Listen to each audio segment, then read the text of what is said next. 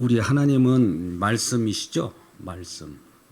말씀이라고 하는 것은 뭘까요?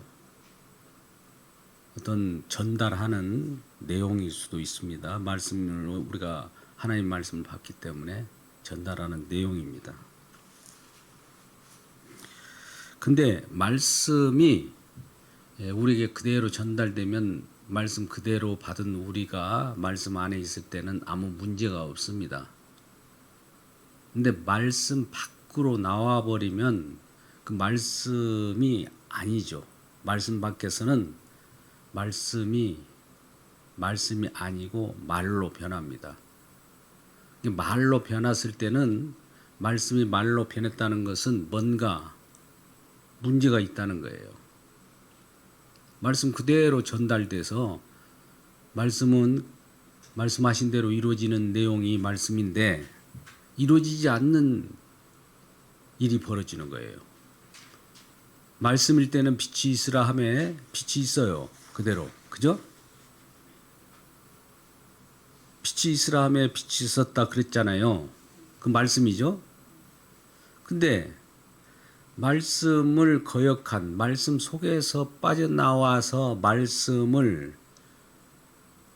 잊어버린 사람들은 말을 하게 돼요. 그 말은 안 이루어져요.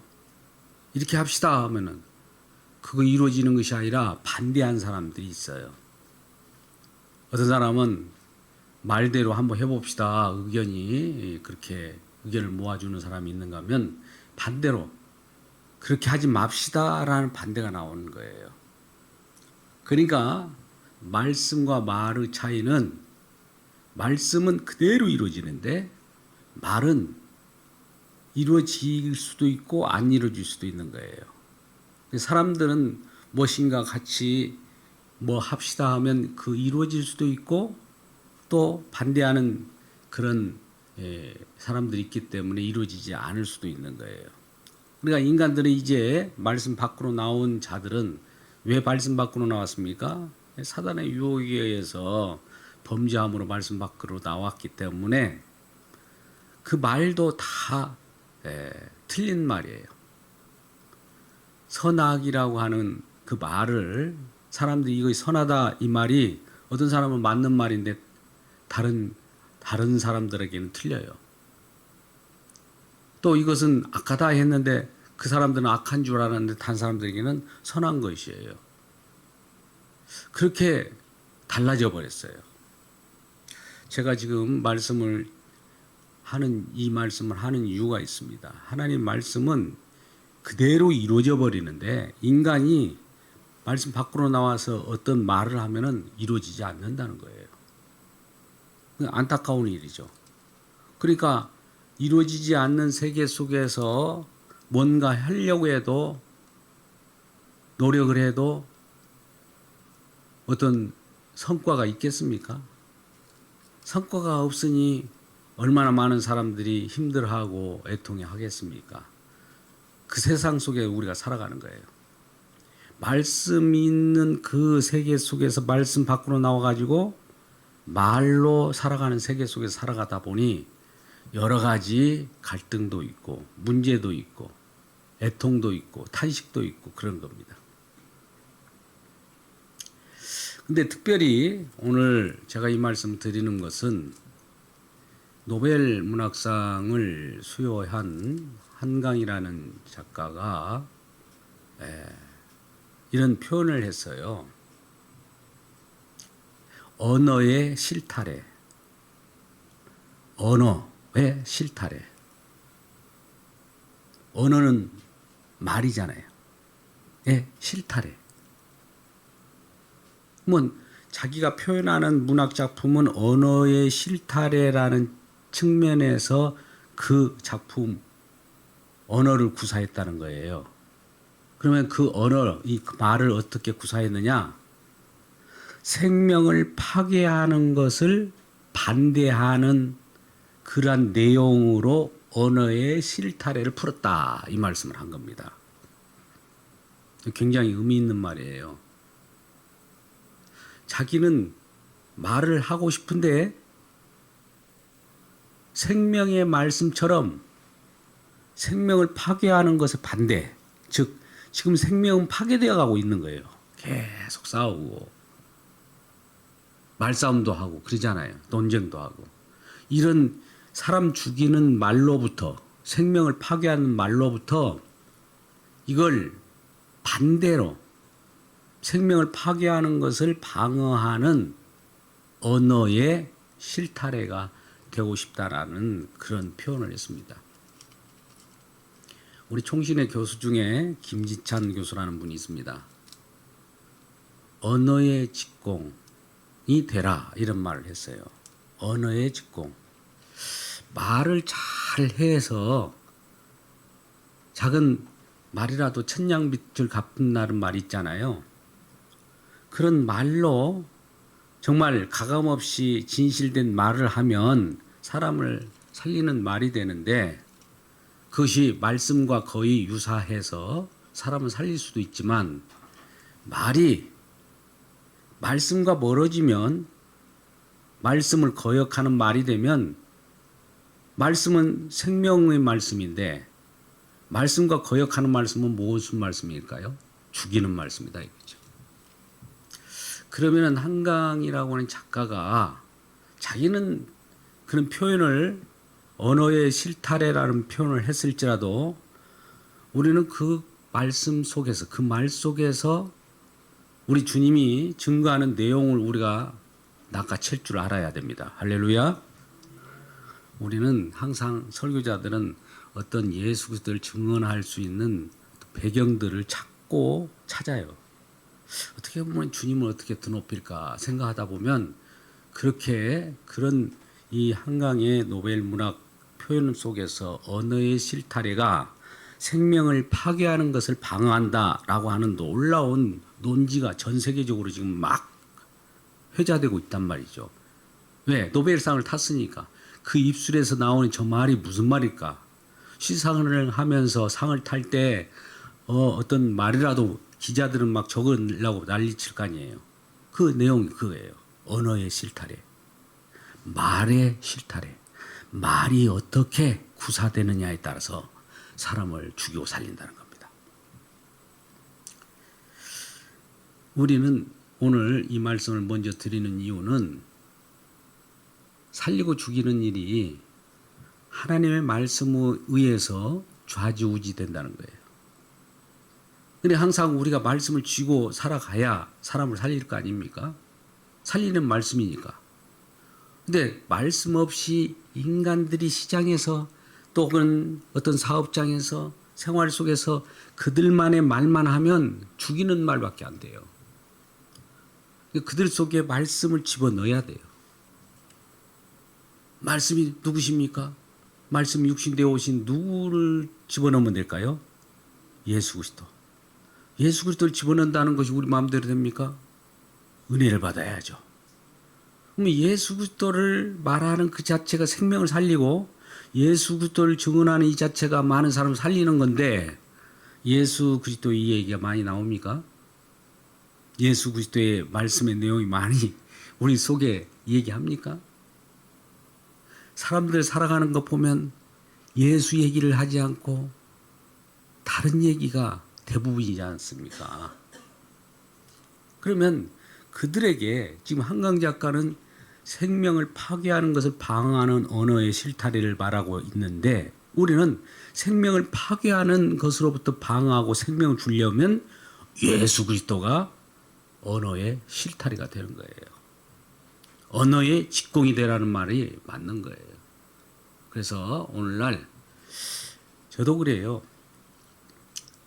이 전달이라는 것이 있습니다. 아무리 좋은 내용도 전달이 안 돼가지고 차단되어서 귀를 막아버린다든지 사단마귀는 정말 생명 살리는 말을 못하도록 귀를 막잖아요. 사람들을.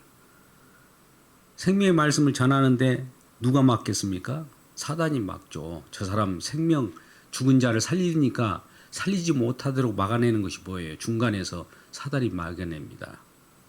또 죄악이 막아내요. 하나님과 우리 사이를 멀게 하고 그 사이를 방어 벽을 치는 것이 이제 죄가 되는 것이죠.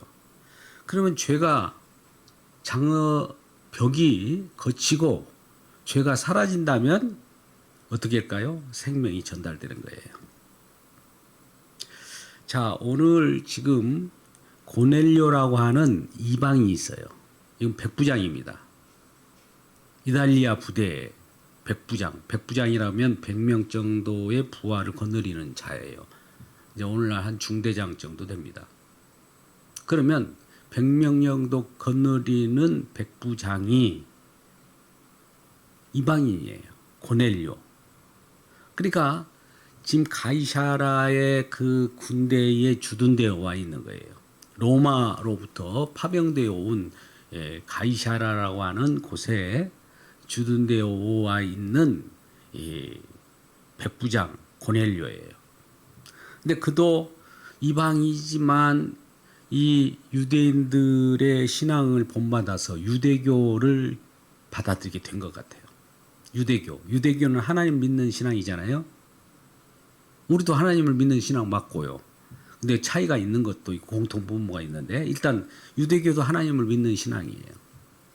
그래서 유대교에 따라서 그 기도도 하고 제 시간에 우리가 유대교들은 3번 시간을 내어서 기도합니다. 하루에 3번씩.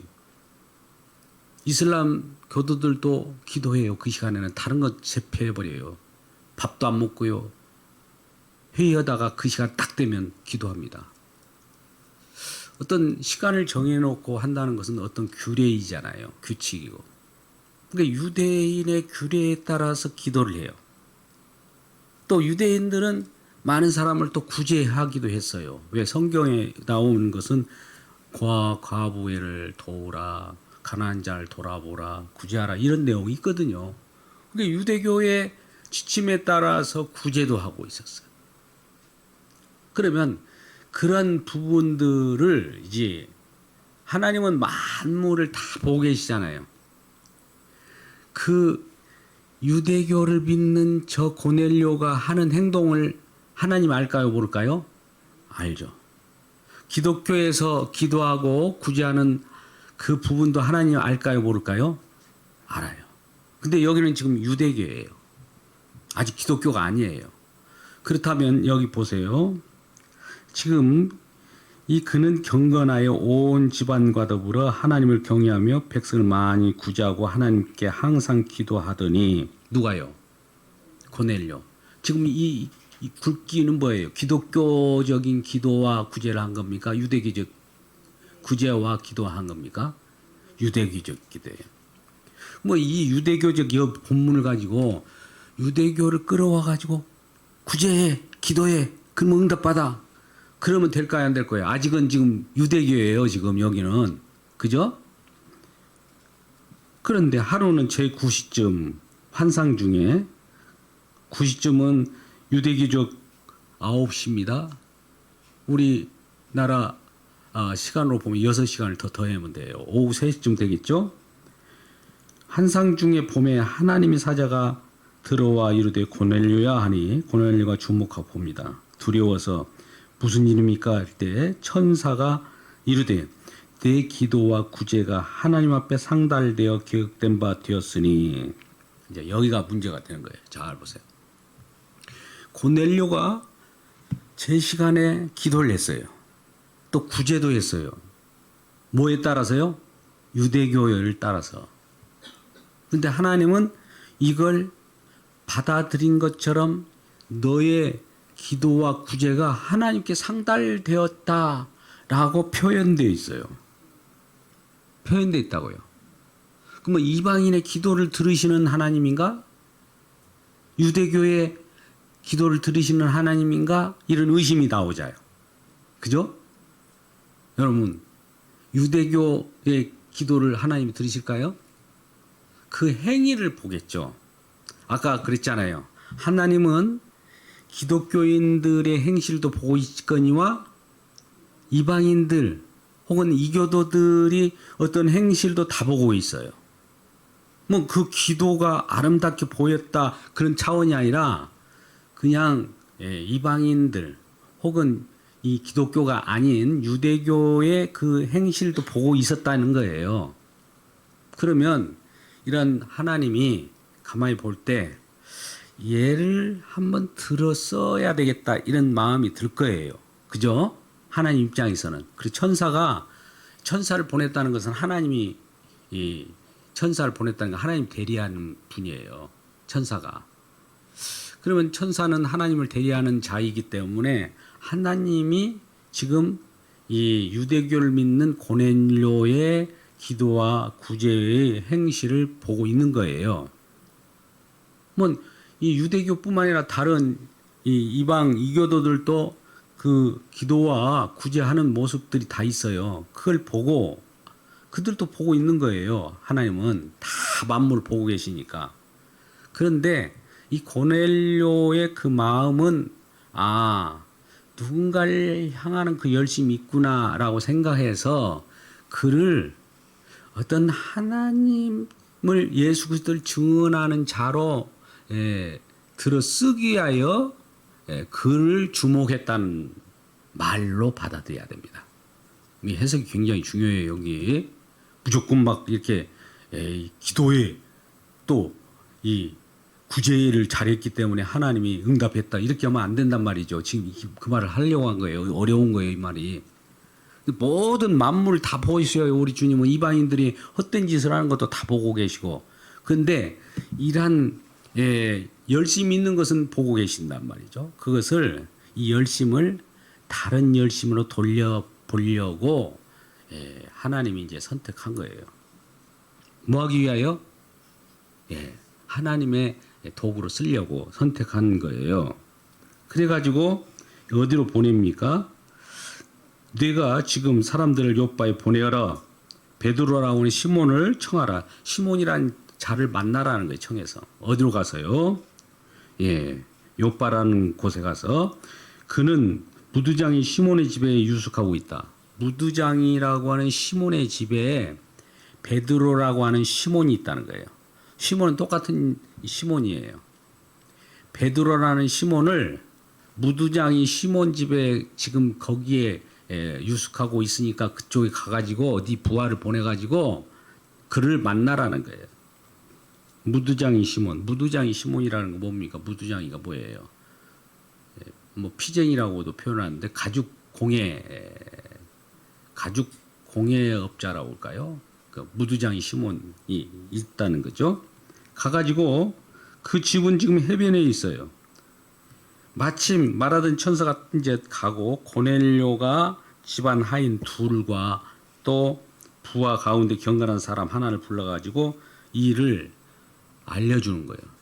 갑자기 하나님이 천사를 보내갖고 자기에게 나타나서 지시한 내용들을 주변 사람들에게 알리고 그걸 그 중에 일부를 요바로 보내니라가 8절까지.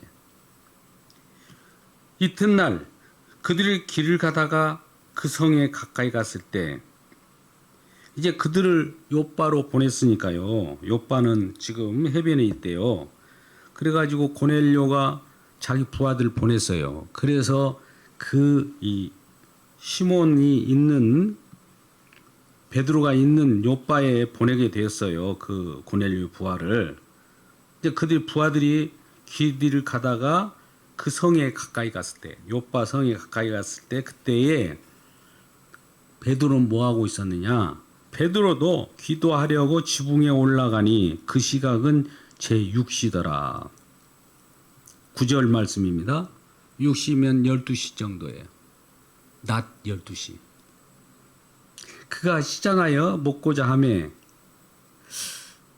이제 기도하러 가다가 기도를 이제 길게 하려니까 뭔가 먹고 올라가야 될 건가 아니면 기도하는 중에 간식을 생각하고 있었는지는 모르겠죠.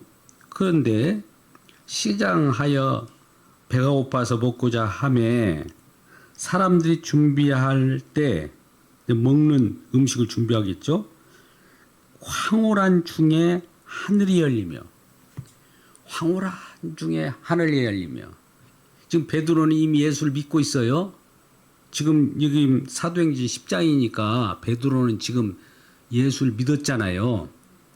예수님을 배반했지만 사도행전 2장에서 성령이 임하여서 예수님을 제대로 믿었어요. 그죠? 그는 이 하늘이 열리며 한 그릇이 내려와요. 하늘에서. 한 그릇이 내려오는 걸 보니 큰 보자기 같고, 큰 보자기. 또 네 귀에 메어 땅에 들이웠더라.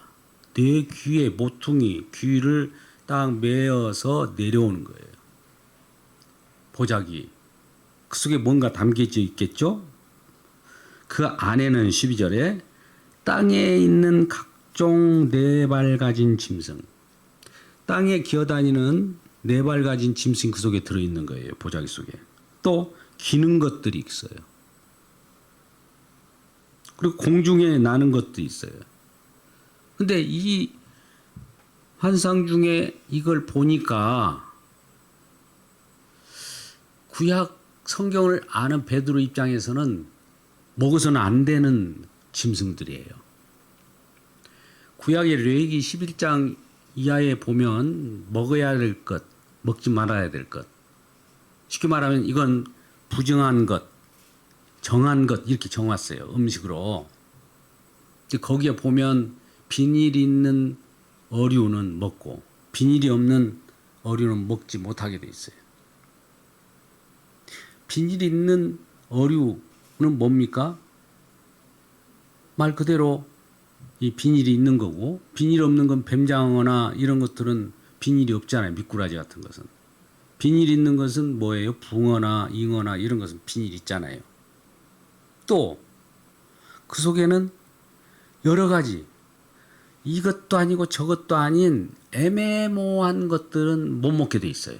레위기 11장을 얘기하는 거예요. 지금 어떤 걸 못 먹느냐, 이 나는 것도 아니고 거는 것도 아니고 땅에 있는 것도 아니고 하늘 짐승도 아닌 거, 혹은 물속에 사는 것도 아니고 육지에 사는 것도 아니고, 이게 애매모호잖아요. 양다리 걸치는 그런 짐승들이 많이 있어요. 그죠? 그거 참 이상한 짐승들이 있어요. 그것은 이것도 아니고 저것도 아니고, 우리 신앙이 이것도 아니고 저것도 아닌 것은 먹지 말아야 돼요. 그걸 취하지도 말라는 거예요. 분명하라는 거예요. 신앙이. 그런 의미도 있어요. 그러니까 부정한 거예요. 그런 것은 다. 그래서 이 레위기 11장을 우리는 이렇게 젓가락이잖아요. 레위기 11장 젓가락이에요. 젓가락으로 먹는 것이냐 먹지 못할 것인가를 구분하시길 주의 이름으로 축복합니다. 예, 쉽게 표현하는 거예요. 그래서 그 내용을 보니까 너무나 율법을 잘 알잖아요. 레위기 정도는 달달 외우는 베드로가 그걸 모르겠어요. 이 음식, 그 부정한 것인데, 먹지 말라는 부정한 음식인데 이 보자기에 내려온 거예요. 그러면서 그냥 내려오기만 하겠습니까? 소리가 있으며 13절 보세요. 베드로가 이제 그걸 소리가 들었겠죠. 베드로야 일어나 잡아먹어라. 부정한 거, 율법에 위배되는 거 먹으라고 하면 율법을 거역하는 거 아니겠습니까? 율법을 거역하는 거죠. 말씀에 먹지 말라고 돼 있는데 이게 웬일이야? 이거 먹으라니. 베드로는 이 멈춤 하겠죠. 그러면서 이런 말을 합니다. 14절에 베드로가 이르되 주여 그럴 수 없나이다. 속되고 깨끗하지 아니한 것은 내가 결코 먹지 아니하였나이다. 말 그대로 속되고 깨끗하지 않는 것은 나 결코 먹지 않는다. 이제 유대교 신앙이죠. 유대교 이전에 예수 믿기 전에 신앙으로 돌아가는 거예요. 근데 두 번째 소리가 똑같은 소리가 있으되 하나님께서 깨끗하게 하신 것을 내가 속되다 하지 말라. 하나님께서 깨끗하게 하셨다는 거예요. 먼저 속되게 하지 말라. 하나님이 부정한 것을 깨끗하게 하셨대요. 그러니 속되다 여기지 말고 네 생각을 버리라는 거예요. 하나님이 모든 조치를 해주면은 우전에는 우리가 생각할 때는 부정하다 할지라도 하나님 깨끗해. 뭐 깨끗한 거예요. 하나님 자체가 말씀이니까 하나님은 행하는 대로 되는 거니까요.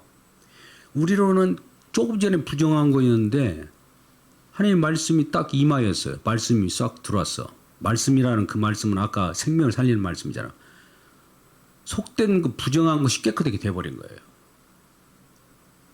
그러니까 깨끗하게 했으니까 먹으라는 거예요. 그러고 나서 이 일이 3번씩 있은 후 하늘로 그 그릇이 하늘로 올려져 갔다. 이 내용까지 우리가 읽었습니다. 지금 처음에 고넬료를 얘기했습니다. 지금 베드로를 얘기했어요. 이제 고넬료를 말하고 베드로를 말하면서 이 하나님은 뭘 말씀하려고 어떤 일을 진행하냐면 고넬료라고 하는 이방인과 베드로라고 하는 유대인을 이제 같이 만남을 주선합니다. 중매쟁이 역할을 한 거예요. 근데 이 두 사람은 지금 처음에는 다 유대인이었어요. 유대교를 믿었어요. 베드로도 본래 유대인 출신이잖아요. 근데 유대교를 믿다가 이제 기독교로 예수 그리스도를 오순절날에 성령을 받고 기독교인이 됐단 말입니다. 근데 고넬료는 아직 유대인이에요. 유대인은 아닌데 유대교를 믿어요. 이방인인데. 베드로는 유대교를 믿다가 기독교가 됐고 이 고넬료는 이방인인데 이제 유대교를 믿고 있었던 거예요. 그러면 보세요. 이 베드로가 믿는지 완벽한 기독교와 이 고넬료가 믿는 유대교가 지금 만나는 거예요. 근데 이 우연찮게 이 고넬료는 이방인이에요. 이방인. 어떻게 이방인이 유대를 믿을 수 있어요? 특이하죠. 특이한 사람인 거예요. 이방인은 이방인대로 자기 생활 패턴, 세상 철학을 믿지 그들은 이 유대교를 믿지 않았거든요. 하나님을 믿지 않았는데 그러니까 이 유대교와 예수를 믿는 이 베드로가 지금 만나는 장면이에요. 아까 근데 고넬료가 아직 유대교란 말이죠. 근데 유대교가 기도하고 또 구제하는 것을 하나님께 상달이 됐다는 것은 뭐 어떻게 이해합니까? 상달 하나님이 너의 구제와 기도를 내가 기뻐 받았다라는 차원이 아니라 그런 행위를 하고 있는 것은 다 보고 계시다는 이 말이에요. 그런데 이런 자라도 하나님이 소나기에 들어가면 이 고넬료도 쓸 수 있다 해서 고넬료하고 베드로를 지금 만남을 주선했다라는 것입니다. 여기까지 이 내용을 이해해야 그 다음에 쭉쭉 풀려나갑니다. 이제 서로 기도하다가 환상 중에 한 사람은 베드로는 이미 예수 그리스도를 믿는 믿음 가운데 하나님 응답을 받고 기도의 응답을 받은 거고 한 사람은 그냥 하나님이 직접 찾아와서 만나준 것이에요. 그거에 불과해요. 고넬료는 유대교니까 그 기도에 응답한 것이 아니라 그냥 하나님 찾아온 거예요. 그냥 베드로는 기도에 응답한 내용이고 똑같은 기도의 응답이라고 해도 좋아요. 일단은 우리가 좀 구분하기 힘들면 하나님이 직접 찾아오셨구나 둘 다 이렇게 생각하시면 돼요. 그래서 이 부정한 것들을 베드로에게 보여주면서 잡아먹으라고 하니 이 베드로는 아직도 꺼리낌해요. 왜? 이제 기독교를 전환했지만 옛날 그 기독교가 아닌 유대교 하나님을 믿는 신앙의 생각에 율법으로 보니까 먹지 말아야 될 그런 거예요. 그러니까 하나님을 믿는 신앙에는 먹지 말아야 하면서 먹지 않는 사람들이 있어요. 제칠 안식교 같은 것을 한번 생각해 보세요. 그들은 율법에 충실한 사람들입니다. 안 먹어요. 하나님 믿어요. 그죠? 또 그들도 하나님 믿으면서 기독교라고 또 하네. 그러면 기독교는 그 먹어야 되는데 안 먹는단 말이죠. 그래갖고 이상구 박사 같은 경우는 옛날 채식주의자 그 채식주의로 건강을 찾자고 그랬어요. 성경에는 성경에서는 부정한 이 짐승을 못 먹게 하고 그러니까 아예 그럴 바에는 이 부정한 것, 정한 것 상관없이 동물은 먹지 말고 그냥 채소만 먹으면 건강하다 주장했던 사람. 근데 그가 이제 한 10여 년 전에 회심을 했잖아요. 안식교에서 지금 나왔습니다. 그는 계명으로 율법을 받던 거예요. 왜? 이건 먹지 말라 이렇게 계명으로 봤어요. 근데 예수 그리스도께서 이 계명을 어떻게 바뀌었습니까? 복음으로 바뀌었죠. 누가요?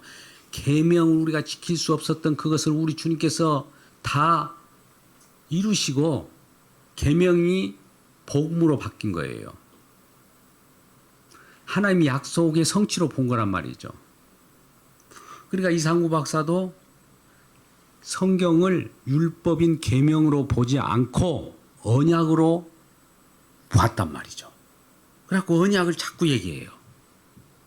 아, 이것은 이 율법 계명 이거 법으로 푸는 것이 아니라 이 언약 성취 완성 복음으로 풀어야 된다는 것을 깨우치고 난 다음에 지금 많은 분들도 그의 간증을 듣고 있지 않습니까? 그러니까 그와 같은 현상을 지금 벌어진 것과 같은 거예요.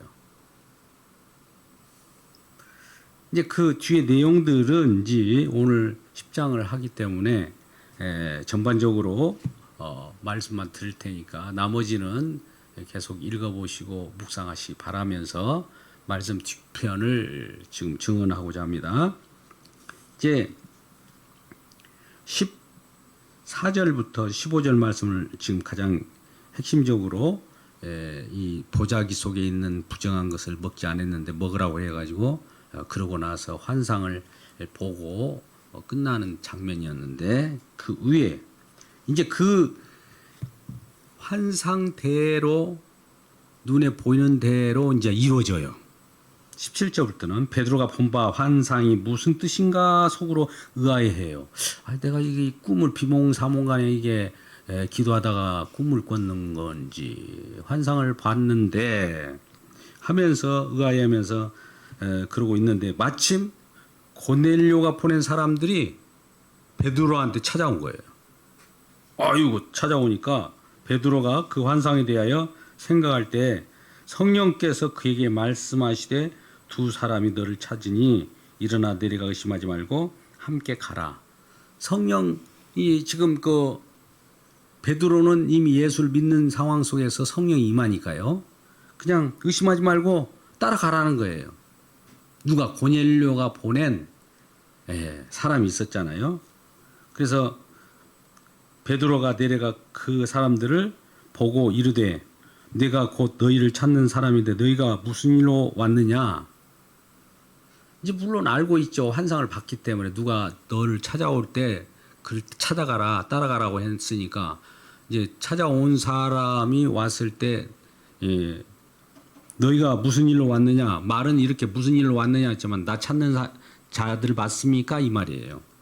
그리고 그러니까 그들이 대답하기를 맞습니다. 백부장 고넬료의 의인이요 하나님을 정의하는 사람이라 유대 온 족속의 칭찬을 받더니 유대의 온 족속 유대교회죠. 받더니 그 거룩한 천사의 지시를 받아 당신을 그 집으로 청하여 말을 들으려고 하느니라. 이 찾아온 사람이 베드로에게 말하기를 이 고넬료가 보낸 자 맞는데 고넬료에게 천사가 임하여서 당신을 데려다가 말씀을 들으라고 합니다. 이렇게 전한 거죠. 그래서 그들을 일단 시몬 무대장 집에 유숙하고 있는 베드로가 그 집에다가 그들 멀리서 왔으니까 하루를 재워요. 같이 자요. 그 다음에 이튿날 23절 중반절입니다. 일어나 그들과 함께 이제 갑니다. 욥바에. 그러니까 욥바에서 온 어떤 형제들도 함께 이제 같이 갑니다. 이튿날 저희 가이사라에 들어가 가이사라 고넬료가 있는 곳에 들어가니 고넬료가 그의 친척과 가까운 친구들을 모아 기다리고 있더라. 고넬료는 아까 이방인이라고 그랬어요. 그 백부장이라고 하는 이 군사들 100명을 거느리는 중대장급 된다고 그랬어요. 그가 고넬료가 아직 유대교를 믿고 있어요. 이도 이방인이지만 친척과 가까운 친구들을 모아놓고 있는 거예요. 아직 예수 안 믿는 상황이에요. 지금.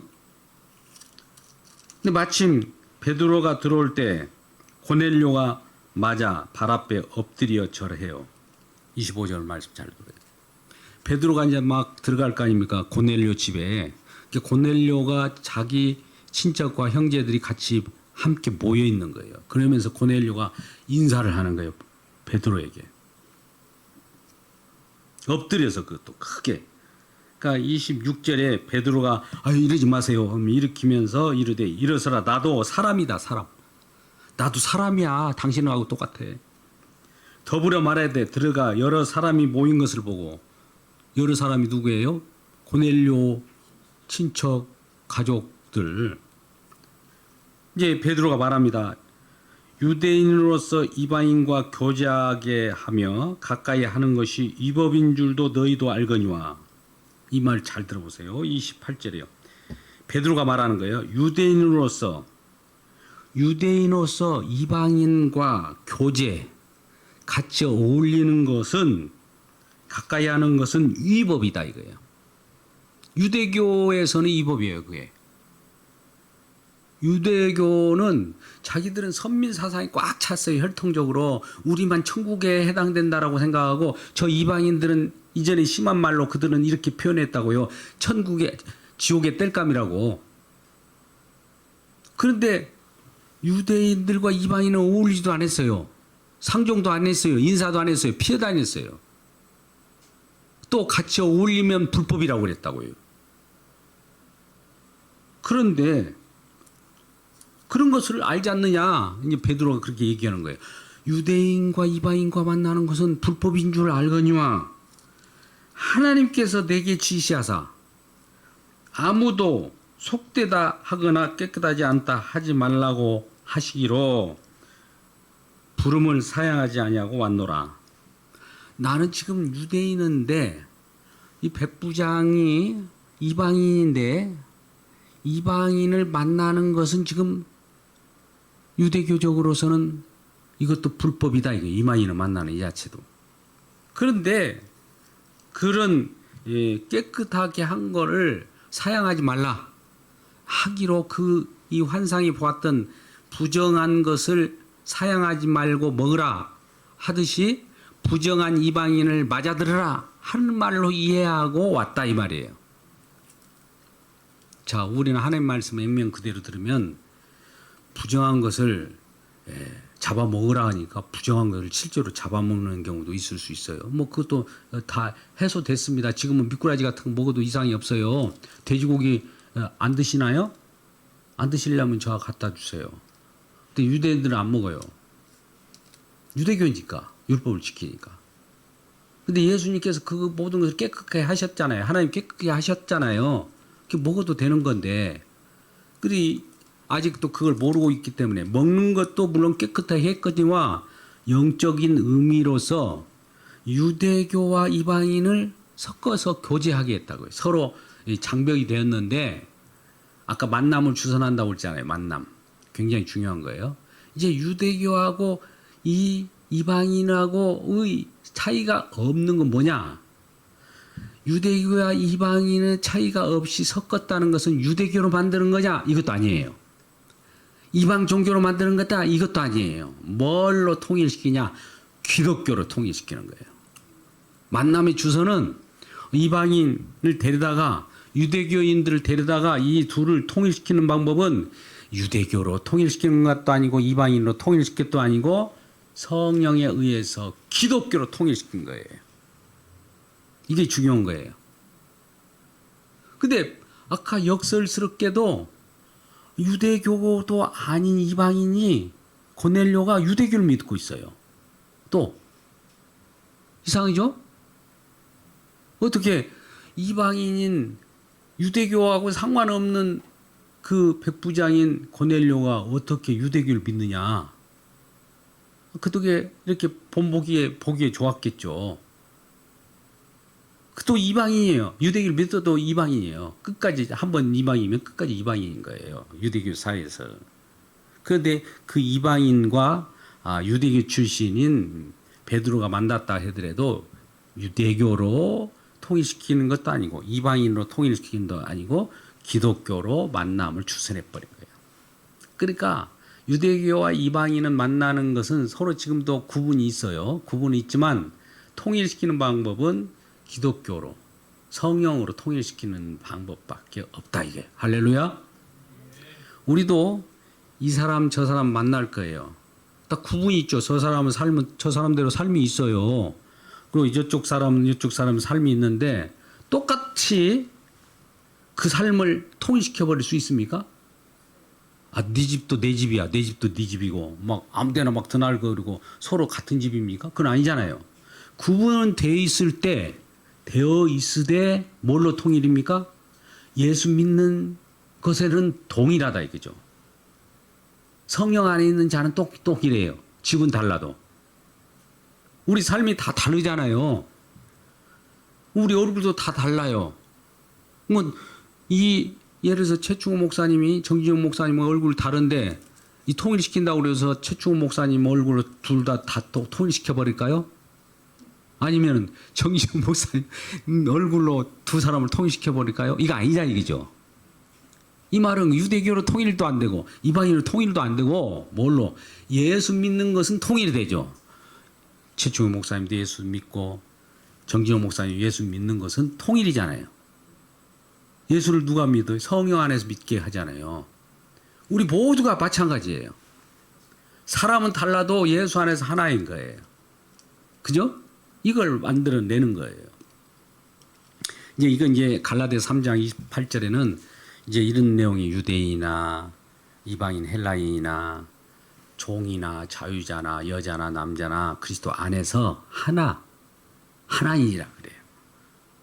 하나라고 하니까 우리는 생각할 때 네가 나고 나가 너고 똑같은 것이 아니라 다양성을 인정하지 그 안에 어디 속에 있냐면 성령이라고 하는 그 한 성령 안에 들어있는 것은 하나란 말이죠. 예수 믿는 사람은 예수 믿는 것에는 하나인 거예요. 예수로 통일된 거예요. 이슬람으로 통일된 거 아니에요. 알라로 통일된 거 아니에요. 부처로 통일된 거 아니에요. 예수로 통일됐다 이거죠. 예수 안에서 예수 통일시키려고 지금 사도행전 10장을 하고 있습니다. 사도행전 10장을 할 때 사도행전 끝까지 우리가 말씀을 놓치지 말아야 되는 건 사도행전 1장 8절입니다. 성의 오순절 날에 임할 때 너희가 성령이 임하면 권능을 받고 온 유대와 사마리아와 땅끝까지 내 증인이 되리라. 되라가 아니에요. 명령이에요. 되리라는 약속이에요. 성령 받았잖아요. 성령 받은 것이 뭐냐? 하나가 되는데 예수로 하나 되는 거예요. 성령 받았다는 것은 예수를 증언하는 거예요. 나 예수로 하나 됐어. 예수로 하나 됐다는 건 생명, 아까 말씀이 육신되어 온 생명의 말씀, 살리는 말씀이 우리 안에 들어왔다는 거죠. 이게 이제 아까 한강 작가의 표현을 한다면 언어의 실타래, 살리는 말씀의 실타래가 우리 속에 들어온 거예요. 그러면 생명을 파괴하는 것을 저항하며 생명을 살리는 일이 되겠죠. 할렐루야. 그 얘기를 합니다. 그래서 지금은 사람들이 다르다고 하고 사람들은 다른데 성령 안에서 하나야. 왜 구분하지 마. 이거예요. 근데 베드로의 처음에 잘못은 뭐냐? 하나님 나 이 부정한 것을 먹지 않았습니다. 이 무슨 말일까요? 자기는 성령 안에서도 이 성령을 구분하려고 하는 것과 똑같은 거예요. 하나라고 한 성령을 마셨잖아요. 저와 여러분이. 성령이 이쪽 성령 저쪽 성령 다릅니까? 어떤 분들은 영의 줄기는 다를 수 있고 줄기 큰 그 맥락에서 산맥은 또 성령은 한 성령인데 줄기로서의 역사하는 것은 줄기는 다를 수 다 같이 여러 갈래일 수 있어요. 그러나 근원은 한 성령이에요. 근데 베드로는 이제 그걸 구분하려고 했던 거예요. 구분하려고. 한번 영원하게 구분되면 영원히 구분될 줄 알았어요. 근데 성령 안에서 한 성령입니다. 그러면 육적 이스라엘과 이방인, 지금 여기서 말하는 육적 이스라엘과 이방인을 유대인과 이방인을 구분했다가 영적인 이스라엘은 통일이에요. 영적인 이스라엘은 예수 믿는 사람들을 말합니다. 예수 안에서는 통일이고 예수 밖에서는 유대인과 이방인들 이런 것 구분이 있었어요. 뭐 예수 안에 있어서도 그런 구분은 있을 수 있으나 예수로는 통일이에요. 누구라도 예수 믿으면 예수가 그 안에 있잖아요. 예수가 각각이 다 들어있다. 다. 뭐 예수가 여럿이나? 아니에요. 성령 그렇게 이어낼 수 있는 실타래로 엮어버리는 그 능력이 성령이 계시기 때문에 가능한 거예요. 성령은 지금 이곳에서 우리가 예배 드리잖아요. 이 지구 반대편에 그 성령 거기 계실까 안 될까요? 거기 계셔요. 아, 우리 생각에 거기 성령이 계시면 여기는 안 계실 거 아닌가? 이것이 아니라 성령은 어디라도 계시면서 우리와 함께도 하고 그들도 함께하는 놀라운 그런 성령이시거든요. 그렇죠? 예. 우리가 이 마음은 우리가 다 달라도 성령이 임하면 서로 인격은 서로 달라도 성령 안에서는 다 같이 함께 들어있단 말이에요. 이런 나라를 만드는 것이 하나님 뜻이에요. 하나님 나라도 결국 성령 안에 있는 성령이 하나님 나라와 동일시해도 좋아요. 네, 이 이튿날 일어나서 그들과 함께 요바에 온 형제들과 함께 가서 아까 이제 유대인으로서 이방인과 교제하는 것이 불법이라고 알면서도 하나님께 깨끗하게 하는 음성을 들었기 때문에 베드로는 사양하지 않고 그들을 영접했다 이거죠. 고넬료가 30절 이르되 내가 나를 나흘 전에 이 기도할 때 자기 간증을 얘기합니다. 그는 환상 중에 만났던 것. 베드로도 그런 얘기를 하면서 이 베드로가 그 다음에 이제 딱 알게 되는 것은 이런 거예요. 34절 주요 9절만 제가 말씀합니다. 베드로가 입을 열어 말하되 누구에게 입을 열어 말아요? 예? 아까 고넬료 친척과 고넬료 가족들이 있는 곳에 모여 있는 곳에 갔잖아요. 거기서 이제 말을 합니다. 34절 베드로가 입을 열어 말하되 내가 참으로 하나님은 사람의 외모를 보지 아니하고 각 나라 중 하나님을 경외하며 의를 행하는 사람을 다 받으시는 줄 알았노라. 하나님은 외모를 보지 않겠다는 거예요. 이 사람이 상전이냐 하인이냐 여자냐 남자냐 유대인이냐 이방인이냐 불교 믿고 있느냐 이걸 상관하지 않고 예수 안에 예수를 믿는다면 하나를 시킬 수가 있다는 거죠. 출신이 어디냐 상관없어요. 사도 바울의 출신이 유대교 중에 유대교 율법 충실한 자고 가말리엘 문화생이었잖아요. 처음에 하나님을 충실히 믿는 유대교에 있잖아요. 출신이 그 어디 출신이냐 상관없어요. 예수 믿으면 예수를 믿는다는 그 예수 믿는 순간부터 하나가 돼버리는 거예요. 그런데 사람은 아이 저 사람이 출신이 유대교잖아. 저 사람은 예수 믿어도 유대교인데 이래서는 안 되는 거예요. 예수 믿기 전에는 우리가 이전에 저쪽 무슨 뭐 남미 오랑교회를 믿었다고 해서 처음부터 끝까지 예수를 믿었는데 그를 남미 오랑교회 출신이야 해갖고 끝까지 그걸 우리는 방해하지 말아야 돼요. 이제 잠깐 이제 간증이 나올 수밖에 없네. 우리 교회가 이쪽으로 옮겨기 전에 신천지가 우리 교회를 공격에 들어왔어요. 한 5명, 6명이 처음에 들어왔다. 5명이 이제 회심하고 우리 교회에 안착을 했습니다. 1년 동안. 그런데 우리들이 저들은 신천시에서 왔기 때문에 아마 우리 교회를 공격하고 있을 거야. 그래갖고 경계심을 늦추지 않고 있는 거예요. 아직 마음을 못 열었어요. 그들은 이 신천지 별것도 아니었는데 그동안 우리가 뭔지 모르고 막 외국에 나가서 이민 갔다가 다시 신천지가 너무 좋아서 왔는데 들어보니까 별것 없네요. 목사님이 증언하는 그 복음이 진짜네요. 이 복음에 녹아버렸어요. 우리 걱정하지 마세요. 하고 있는데 우리 성도들은 경계를 하는 거예요. 무서워가지고. 그런 일이 벌어졌어요. 물론 그들이 지금 경계심이 있어서 어디 또 신천지 돌아갔느냐? 그건 아니에요. 지금 복음 잘 영접해서 예수 잘 믿고 있어요. 어디에 있는가 지금도 통해요, 저하고. 정말 중요한 역할을 합니다. 왜? 이쪽에 우리 교회에 있고 싶었으나 우리 교회가 나빠서가 아니라 주변의 신천지 세력들이 날마다 공격해요. 애세적으로. 너무나 공격을 해야 되니까 안 되겠다 싶어갖고 용서를 구한 거예요. 그래서 제가 그랬어요. 각 교회 어디든지 그 주변으로 가라. 가락동은 가락동, 석수동, 군포는 군포, 수원은 수원. 가라고 그랬어요. 후로 그들이 거기에서 복음에 관한 이 십자가의 복음에 대해서 얼마나 잘 신앙의 결실을 맺는지 모릅니다. 물론 저희 교회에서 머물러서 같이 하면 저로서는 우리 성도로서는 같이 하니까 좋겠죠. 그러나 하나님 또 그렇게 보내시니까 보낸 거예요. 왜?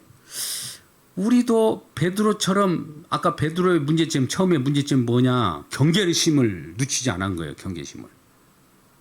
처음에 경계심이 있는 거예요. 그 처음부터 갑자기 우리에게 빛이 임하면 어두웠던 시절을 생각하지 않겠습니까? 이거 뭐야? 이거 무슨 일이야? 예. 개벽천지가 되는 거예요. 성령이 오시면 우리는 이 세상에 이전에 우리가 느껴보지 못했던 기존의 타성에 젖었던 것들이 조금씩 가셔요. 처음부터 팍 열리지 않아요. 우리가 마음속으로 서로 예수 그리스도의 십자가의 복음으로 화목의 복음을 우리가 듣고 서로 화해하고 기도하면서 용서하고 이런다고 하더라도 바로 됩니까? 서서히 돼요. 서서히. 왜 나는 안 되지? 오늘은 화해한다고 용서한다고 그랬는데 갑자기 마음 먹었는데 그 다음 날 또 보니 안 되는 거예요. 그러면 어떤 일이 벌어져야 되냐? 안 되니까 이게 안 되네. 말아버려야 됐다가 아니라 회개해야 돼. 회개하라고 그러는 거예요. 네 스스로는 안 된다. 성령께서 하게 할 거야. 이걸 믿으라고 하는 거예요. 성령을 더 의지라 하는 거예요. 이 말은. 그래서 결국은 만유의 주 대신 36절 예수 그리스도로 말미암아 화평의 복음을 전하는 자 만유의 주 대신 예수 그리스도로 말미암아 화평의 복음을 전하사 이스라엘 자손들에게 보내신 말씀 그것을 온 유대에 전파하려고 한다. 그러면서 뒤에는 성령에 대한 얘기예요. 성령을 보내신 이유가 바로 아까 사도행전 1장 8절의 말씀처럼 이대로 이루어지지 않은 약속이 이루어지는 장면이에요. 아까 사도행전 1장 8절이 이루어지리라 그 예수 그리스도의 증인이 되리라라는 약속이잖아요. 약속이 지금 이루어지고 있는 거예요. 유대 교적 기독교인들과 이방인의 기독교가 같이 성령 안에서 하나가 되는 그 일이 벌어졌는데 왜 그렇게 하나가 되게 하느냐? 하나로 끝나버린 것이 아니라 그 안에서 예수 그리스도를 증언하라고. 우리 예수 그리스도의 십자가 피로 화평의 복음으로 우리가 하나 되었습니다. 이걸 증언하라고. 이 증언하는 건 뭐예요? 예수를 증언하라고. 예수 그리스도를 증언되라고 성령을 보내갖고 하나 만든 거예요. 할렐루야. 그래서 성령에 관한 부분을 뒤에 이제 언급하면서 44절 베드로가 이 말할 때 성령이 말씀 듣는 모든 사람에게 내려왔다. 잘 보세요. 지금 아까 고넬료의 가족과 친척들이 모여 있었어요. 고넬료도 거기에 포함되죠. 아직 유대교였어요. 그런데 44절 베드로가 말씀을 증언하면서 이 예수 그리스도가 십자가의 화평의 복음으로 우리를 하나 되게 했다라고 하는 말씀을 전할 때 성령이 확 임하여서 어떻게 됐다고요? 말씀을 듣는 모든 사람에게 내려오셨다. 이때 성령이 내려온 거예요. 그러면 고넬료는 언제 믿게 될까요? 이때 진정으로 믿은 거예요. 그러면 아까 이 예수 믿기 전의 기도는 뭐냐? 그걸 하나님이 그 기도를 받아들이고 그 구제를 인정하고 그런 건가요? 아니에요. 그때는 이 표현상이 그렇게 나온 것이지 이 고넬료와 구제와 기도가 모든 이방인들의 기도들도 하나님 다 보고 있을 듯이 진정한 기도가 되지 못했지만은 그러한 자들도 예수 그리스도 성령 받는 자로서 변화시킬 수 있는 거예요. 베드로가 함께 온 할례 받은 신자들이 이방인에게 성령 부어 주심으로 말미암아 놀랐어요. 이방인에게도 성령 부어 주시고 유대인에게 성령 부어 주시고 모든 일어나 저러나 출신들이 어떻든 간에 성령을 부어 주시니까 하나가 돼 버린 거예요. 하나가 돼서 왜 하나가 되로 만들었습니까? 우리가 하나교회라고 할 때 왜 하나 되게 만듭니까? 하면 예수 그리스도를 증언하는데 하나 되라는 거예요. 다른 거 하나 되라는 거 아니에요. 뭐 하는데 하나 되라고요? 예수 그리스도. 그러니까 우리의 역할은 뭐냐면 예수 그리스도를 증언하는 저 사람은 달라도 예수 그리스도를 증언하고 있어요. 저쪽 사람도 사람 다르는데 예수 그리스도를 증언하고 있어요. 저쪽 사람도 사람 다른데 우리하고 다른데 예수를 증언하고 있어요. 그러면 뭐가 공통분모입니까? 예수 그리스도를 증언하는 것은 하나잖아요. 이게 성령 받은 자예요. 이러한 성령 받은 자로서 여러분 가정 가운데 또 우리가 살아가는 이유를 알고 미션을 잘 감당하는 우리 모두가 되기를 주님의 이름으로 축복합니다. 기도하겠습니다. 아버지 하나님 감사합니다. 오늘도 주님께서 주신 말씀 베드로와 고넬료 만남을 통해서 우리가 장벽이 없음을 알았습니다. 우리의 사람은 달라도 예수 그리스도의 화목으로 말미암아 서로 용서할 수 있고 서로 화목할 수 있고 서로 평화를 유지할 수 있음을 압니다. 우리 각각 개인들이 있지만 그럼에도 불구하고 성령 안에서는 하나가 되었습니다. 서로를 이해하고 한 마음으로 한 뜻을 가지고 주님을 증언하는 증언자로 세워주시고 주님만 영화롭게 하는 우리 모두가 되게 하여 주옵소서. 예수님의 이름으로 기도드리옵나이다. 아멘.